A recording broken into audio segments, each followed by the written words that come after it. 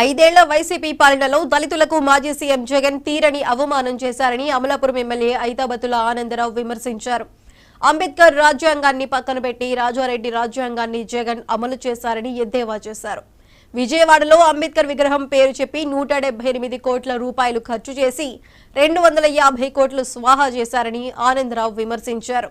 శిలాఫలకం మీద అంబేద్కర్ పేరు ఉండవలసిన చోట జగన్మోహన్ రెడ్డి పేరు వేయించుకొని రాజ్యాంగ నిర్మాతని జగన్మోహన్ రెడ్డి అవమానించారని, ప్రపంచంలో ఎక్కడా లేని విధంగా అంబేద్కర్ విగ్రహాలకు కూడా వైసీపీ రంగులు వేసిన హేయమైన పార్టీ వైసీపీ పార్టీ అని ఆనందరావు విమర్శించారు.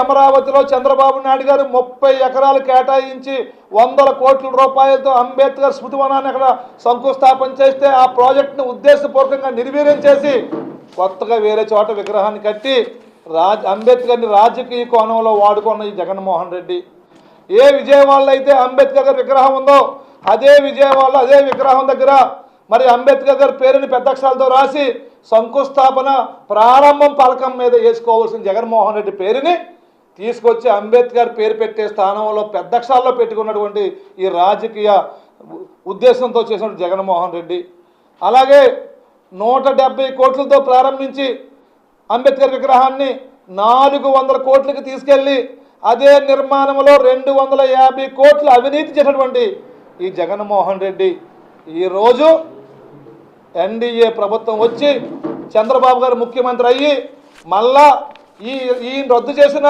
27 సంక్షేమ పథకాలని చంద్రబాబు గారు అమలు చేస్తారని, అలాగే ఈయన ఏదైతే సప్లై నిధులను దారి మళ్లించాడో అవన్నీ చంద్రబాబు గారు మళ్ళా ఎస్సీలకు ఇచ్చేస్తారని, అలాగే ఏదైతే ఈ దుర్మార్గమైన జగన్మోహన్ రెడ్డి విదేశీ విద్యా పథకానికి చంద్రబాబు నాయుడు గారు అంబేద్కర్ పేరు పెడితే ఈ జగన్మోహన్ రెడ్డి అంబేద్కర్ పేరు తొలగించి తన పేరు పెట్టుకుని జగనన్న విదేశీ విద్యను పెట్టావంటే నువ్వు ఎంత దుర్మార్గమైనటువంటి వ్యక్తివో, అంబేద్కర్ అంటే నీకు ఎంత మరి తక్కువ భావన ఉందో ఆ ఒక్క చర్య చెప్తుంది నీకు.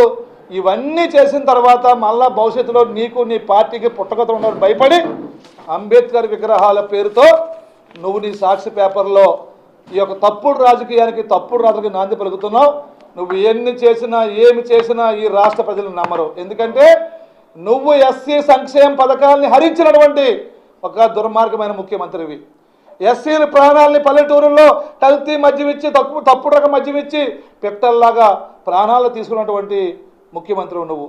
అందుకే ఈరోజు ఇక నీకు మళ్ళా మాట్లాడే ఛాన్స్ ఉందేమో కానీ పరిపాలన చేసే ఛాన్స్ మాత్రం ఈ రాష్ట్రంలో మళ్ళా నీకు ఎప్పటికీ రాదు. ఎన్డీఏ కూటమి ప్రభుత్వంలో చంద్రబాబు గారు, పవన్ కళ్యాణ్ గారు, బీజేపీ కలిసి మళ్ళీ ఈ రాష్ట్రంలో శాశ్వతంగా ఈ అధికారాన్ని నిలుపుకోవడానికి సంక్షేమ పథకాలతో సూపర్ 6 కానీ లేకుంటే మరిన్ని పథకాలతో ముందుకు వస్తున్నారని నీ భయం ఏదైతే ఉందో నీకు నీ భయం కరెక్టే. భవిష్యత్తులో చెరువులను కబ్జా చేస్తే కఠిన